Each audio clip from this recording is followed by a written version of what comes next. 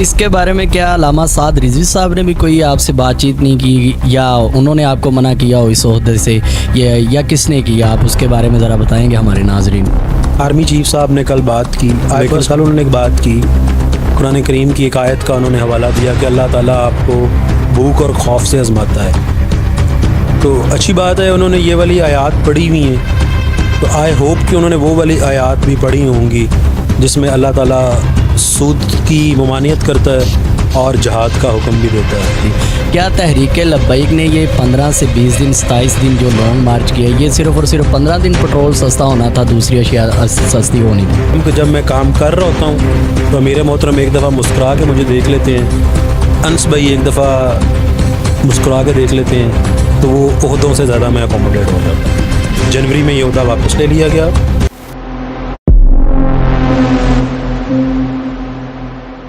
السلام علیکم ناظرین، آپ دیکھ رہے ہیں الرٹ پاکستان۔ تو ناظرین، آج ہمارے ساتھ بریسٹر عثمان مانگڑ صاحب ہیں۔ ان کا بہت بہت شکریہ کہ انہوں نے اپنا قیمتی ٹائم جو ہمیں دیا، اور آپ کو پتہ بھی ہے کہ بریسٹر عثمان خضر مانگڑ صاحب اس وقت جو ہیں وہ سب سے زیادہ محنت کرتے ہوئے نظر آ رہے تھے۔ تو آج ان کے ساتھ جو معاملہ بنا، ہم ان سے گفتگو کرتے ہیں کہ کیوں آخر یہ وجہ بنی ان کے ساتھ۔ تو ہم ان سے پوچھتے ہیں۔ السلام علیکم۔ وعلیکم السلام سر، تھینک یو ویری مچ جی، بہت شکریہ سر، کیسے ہیں آپ؟ طبیعت ٹھیک ہے آپ کی؟ اللہ پاک کا بہت کرم ہے جی۔ اچھا، تو سر مجھے یہ بتائیں کہ اس وقت جو آپ کے ساتھ ایشو بنا ہے، کیا آپ سے یہ عہدہ زبردستی لیا گیا ہے یا آپ نے خود اس سے ریزائن دیا، یا آپ سے کوئی پاورفل پارٹی ہے جسے اس عہدے پہ فائز کر لیا گیا ہے؟ سر بالکل بھی عثمان خضر مانگڑ کی خواہش نہیں ہے عہدہ، عثمان خضر مانگڑ کی ضرورت نہیں ہے عہدہ۔ کچھ لوگ سمجھتے ہیں کہ عہدہ ہوگا تو ان کا معیار بلند ہوگا، ان کو عزت ملے گی، رسپیکٹ ملے گی۔ اللہ تعالیٰ نے مجھے عہدے کے بغیر بھی جماعت میں عزت بھی دی ہوئی ہے، رسپیکٹ بھی دی ہوئی ہے، لوگ میرے سے پیار بھی کرتے ہیں۔ میں ان کا اللہ تعالیٰ کا کروڑوں دفعہ شکر ادا کرتا ہوں کہ میں اس قابل نہیں تھا جتنا لوگ مجھے پیار کرتے ہیں اس جماعت میں۔ سر عہدہ بالکل عثمان خضر مانگڑ کو کام کرنے کے لیے عہدے کی بالکل ضرورت نہیں ہے۔ 3 مہینے کے لیے مجھے عہدہ دیا گیا تھا، اگست میں ہوا، اگست 2022 میں، اور جنوری میں یہ عہدہ واپس لے لیا گیا۔ مجھے ایک میسج آیا جب عہدہ دیا گیا تو باقاعدہ انٹرویو کیا گیا، اس کے بعد بابا جی کے مزار پہ حلف ہوا۔ جب میرے سے عہدہ واپس لیا گیا مجھے ایک میسج آیا، انہوں نے مجھے کہا جی کہ آپ جماعت کے تمام گروپس جو واٹس ایپ گروپس ہیں ان کو لیفٹ کر دیں، تو جو آفیشیل گروپس ہیں، تو میں نے وہ لیفٹ کر دیے، اور اس کا اسکرین شاٹ میں نے میرے محترم کو بھیج کے ان کے گوشت گزار کر دیا۔ جنوری کے بعد آج تک لوگ 99% لوگ یہ سمجھتے ہیں کہ عثمان خضر مانگڑ ابھی تک نائب ناظم اعلیٰ ہے۔ میں نے کسی بندے کو نہیں بتایا کہ میرے سے عہدہ لے لیا گیا ہے، میرے ساتھ زیادتی ہو گئی ہے، یا میرے کام کرنے کی جو پریکزٹ جو ہے آپ کہہ لیں کہ کنڈیشن ہے وہ عہدہ ہے۔ بالکل ایسا نہیں ہے۔ مجھے جنوری میں میرے سے عہدہ لیا گیا، جنوری سے آج جولائی یا 6 مہینے ہو گئے ہیں۔ اللہ تعالیٰ کے فضل و کرم سے میں اس دن سے بھی زیادہ کام کر رہا ہوں، اس وقت سے زیادہ کام کر رہا ہوں جب میرے پاس عہدہ تھا۔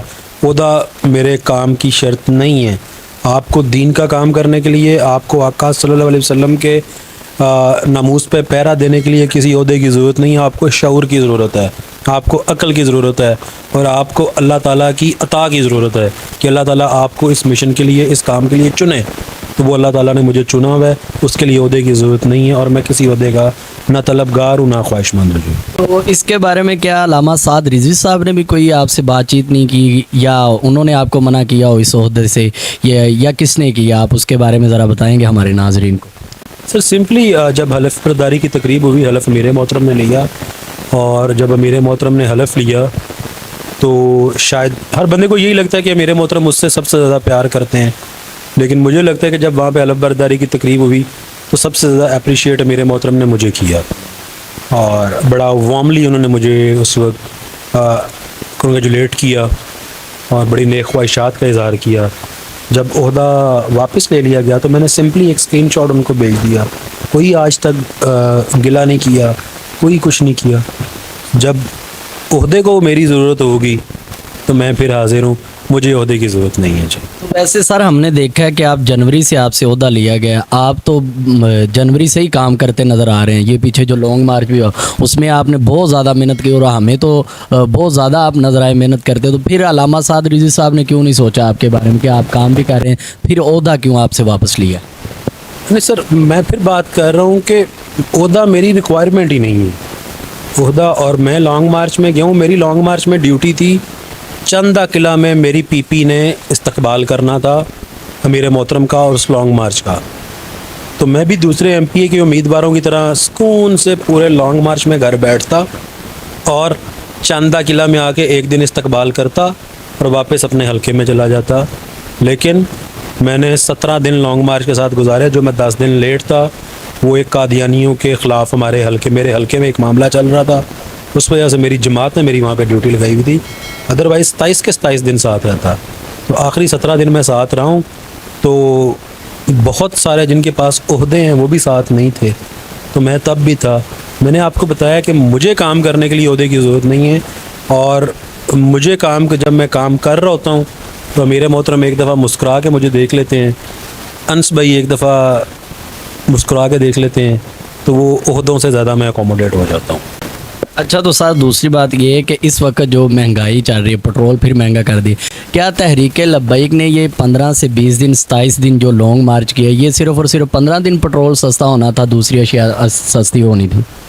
सर देखें, एक तो शिक थी उस मुआहदे की, हमने तो 27 दिन लंबी एक स्ट्रगल की, and resultantly to that struggle we ended up with agreement with the government, जिसमें 12 क्लॉजेस थी। एक क्लॉज थी पेट्रोलियम प्राइसेस रिड्यूस करना कम करना, 11 क्लॉजेस उसमें बाकी क्या वो 11 क्लॉजेस थी कि आपने ख़त्म नबूवत के मुतल्लिक थी, नामूस रिसालत सल्लल्लाहु अलैहि वसल्लम के मुतल्लिक थी। तो आपने माजी में भी देखा कि जब हमने लॉन्ग मार्च किया, शादियाँ हुई, तो हमने तो एक एग्रीमेंट करके कौमी असम्बली में करारदाद पहुँचा दी। आगे जिन्होंने पुटअप करनी थी, जिन्होंने उस पर अमल दरामद करना था, उन्होंने नहीं किया। गद्दारी किसके साथ की? नामूस रिसालत का जो मिशन है उसके साथ की, ख़त्म नबूवत के मिशन के साथ की। तो उन लोगों का हाल आज आप देख रहे हैं, आपके सामने ही है। 200 पर्चे हुए हैं दहशत गर्दी के, और घरों पे नहीं, कुछ अंदर हैं, कुछ जो बाहर हैं वो घरों से कम बाहर हैं, छुपे हुए हैं। तो ये उनके लिए एक आई ओपनर है, वो सोचेंगे उनके साथ ऐसा क्यों हो गया। ये इनके लिए भी आई ओपनर है जिन्होंने हमारे साथ बैठ के प्रेस कॉन्फ्रेंस की और जिन्होंने उस वक्त एडमिट किया कि तहरीक लब्बैक, राना सनाउल्लाह की बात कर रहा हूँ, कि जनाब तहरीक लब्बैक के जितने मुतालबात हैं, इन मुतालबात से कोई मुसलमान रूगर्दानी नहीं कर सकता। तो अगर ये भी अमल दरामद उस पर नहीं करेंगे, हम महंगा पेट्रोल तो डलवा लेंगे, ठीक है, लेकिन इनकी ऐसी की तैसी ये 295 को छेड़ के देखें, पेट्रोल हम डलवा लेंगे महंगा, सब कुछ हो जाएगा, उसका हिसाब वोटों से लेंगे। लेकिन अगर 295 को छेड़ा तो उसका हिसाब सोटों से लेंगे, ठीक है। और अगर ये अपने उस मुआहदे से फिरते हैं तो इनका भी अंजाम उससे मुख्तलिफ नहीं होगा, जो एक बहुत बुलंदो बाग दावे करता था और हमें एक छोटा सा तबका कहता था। चले, हम तो छोटा सा तबका हैं, तुम तो एक छोटा सा ग्रुप बन गए हो, अब तबके से भी तुम नीचे चले गए हो। अच्छा, तो सर मुझे ये बताएं कि अब जो महंगाई है आवाम पर बड़ी, ये एक कह लें कि ज़बरदस्त किस्म की महंगाई पड़ चुकी है, तो गरीब बंदा किस तरह ये अपना सर्कट चला रहा होगा? गरीब बंदा तो ये सोच सोच के मर रहा होगा कि अब महंगाई किस तरह ख़त्म की जाए। वो तो इसी बात पर हो रहा है कि महंगाई हुई क्यों है। तो आने वाले वक्त में पाकिस्तान में महंगाई कम होगी या इससे ऊपर जाएगी? सर महंगाई और ऊपर जाएगी, हालात और वर्स होंगे, अमीर अमीर से अमीरतर होगा, गरीब गरीब से गरीबतर होगा। और मुझे अभी कोई बेहतरी की उम्मीद नज़र नहीं आ रही। गरीब आदमी को सोचना चाहिए कि 5 साल बाद उसको मौका मिलता है अपने वोट से वो इंतकाम ले सके और बेहतर इंतखाब कर सके। गरीब आदमी को अब ये समझ जाना चाहिए, 76 सालों में अगर वो नहीं समझ सका तो अब समझ जाना चाहिए कि इस सारी चीज़ों का हल निज़ाम मुस्तफ़ा सल्लल्लाहु अलैहि वसल्लम का निफाज है। अगर वो उसके लिए इस दफ़ा वोट डाल दे, और तो फिर उसके लिए भी अदालतें वही फ़ैसले करेंगी जो इमरान खान के लिए करती हैं। फिर उसके लिए भी इस मुल्क में टैक्सेशन का निज़ाम वो होगा जो बाकी सब के लिए है। उसके बच्चों को भी वहीं तालीम मिलेगी जहाँ पे ज़रदारी के बच्चों को मिलती है। उसके बच्चों का इलाज भी वहीं पे होगा जहाँ पे नवाज शरीफ का होता है। تو یہ غریب کو بھی اب سوچنا پڑے گا. دوسری بات، آرمی چیف صاحب نے کل بات کی، آئی پرسنلی لائک ہم، لیکن کل انہوں نے ایک بات کی، قرآن کریم کی ایک آیت کا انہوں نے حوالہ دیا کہ اللہ تعالیٰ آپ کو بھوک اور خوف سے آزماتا ہے. تو اچھی بات ہے انہوں نے یہ والی آیات پڑھی ہوئی ہیں، تو آئی ہوپ کہ انہوں نے وہ والی آیات بھی پڑھی ہوں گی جس میں اللہ تعالیٰ سود کی ممانعت کرتا ہے اور جہاد کا حکم بھی دیتا ہے. تو آئی ہوپ کہ اس کا بھی ذکر کریں گے جی. وہ یہ سود کی بات میں اس لیے کر رہا ہوں کہ اگر انہوں نے وہ آیت پڑھی ہوئی ہے تو آج اللہ تعالیٰ نے طاقت دی ہوئی ہے، تو اس آیت پہ عمل کروائیں، دیکھیں ملک کے حالات ٹھیک ہوتے ہیں یا نہیں ہوتے. اچھا، تو آنے والے وقت میں تحریک لبیک یا علامہ سعد رضوی صاحب الیکشن لڑیں گے یا نہیں؟ الیکشن ہوں گے بھی یا نہیں؟ تحریک لبیک تو الیکشن لڑے گی جی. علامہ صاحب کا، امیر محترم کا مرکزی شورا فیصلہ کرے گی کہ وہ کہاں سے الیکشن کانٹیسٹ کریں گے یا نہیں کریں گے. یہ شورا کا فیصلہ ہے پیورلی. اور میں بطور جماعت تو نہیں کوئی آنسر کر سکتا یہاں پہ. As a political worker, as a کارکن میں جواب دے سکتا ہوں کہ مجھے اگلے 6 مہینے میں الیکشن ہوتے ہوئے نظر نہیں آ رہے. اس بہتان سے سر، پاکستان کو کسی وزیر اعظم نے نہیں بچانا، پاکستان کو نظام مصطفیٰ کے نفاذ نے بچانا ہے، اور کوئی حل نہیں ہے. اور پاکستان کی بہتری کی واحد صورت یہ ہے کہ ہمارے آرمی چیف وہ سود والی آیات کو بھی ریوائز کر لیں اور اس کو پڑھ لیں. برسٹر عثمان خضر مانگڑ صاحب کا یہی کہنا ہے کہ آرمی چیف جو ہے وہ سود والی آیت کو پڑھیں اور اس کو نافذ کیا جائے، یعنی کہ اسے مد نظر رکھتے ہوئے سود کو ختم کیا جائے، پھر ہی ہمارا ملک جو ہے وہ بہتری کی طرف آ سکتا ہے. اور اس وقت جو حالات ہیں مہنگائی کے، وہ بہت ہی زبردست ہیں، اور غریب بندہ یہی سوچ رہا ہے کہ پتہ نہیں ہمارے ساتھ کیا ہونے والا ہے اور آگے کیا ہوگا. سر، میں نے یہ بھی دیکھا ہے کہ بہت سے گھروں میں ہم انٹرویو بھی کرنے گئے ہیں جن کے شوہر نہیں ہے یا جن کا کوئی بڑا بیٹا کمانے والا نہیں ہے. ان خواتین کا کیا حال ہوتا ہوگا اس مہنگائی میں؟ وہ کس طرح اپنے گھر کو چلا رہی ہیں؟ اپنی بیٹیاں جو چھوٹی پڑھ رہی ہیں ان کا کس طرح یہ سسٹم چل رہا ہوگا؟ اس کے بارے میں ذرا بتائیں تاکہ وہ بھی اپنے آنے والے وقت میں اپنا خیال کریں. سر، سسٹم تو جو ہے نا جی، اب میں آپ کو اس کا ایک اور حل بھی بتا دیتا ہوں. سسٹم تو ان کا کہاں چل رہا ہے، وہ تو ہر ایک دن ان پہ 1 صدی کے برابر ہے، گزر رہا ہے، پتہ نہیں کیسے کاٹ رہے ہیں. یہ مزدور، ہر مزدور آدمی کا یہ حال ہے.